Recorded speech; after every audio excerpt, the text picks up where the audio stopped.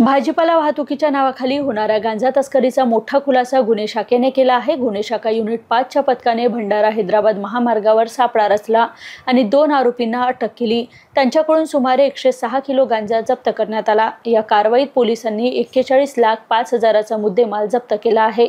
भाजीपाल्याच्या पोत्यामध्ये लपून ठेवलेल्या आयशर टेम्पोमध्ये ओडिशाहून नागपूरला मोठ्या प्रमाणात गांजा आणला जात असल्याची गुप्त माहिती पोलिसांना मिळाली होती। या माहितीच्या आधारे गुन्हे शाखेच्या पथकाने पारडी जवळील सर्व्हिस रोडवर सापळा रचला। संशयास्पद टेम्पो तिथे पोहोचताच पोलिसांनी तो थांबवला आणि त्याची झडती घेतली।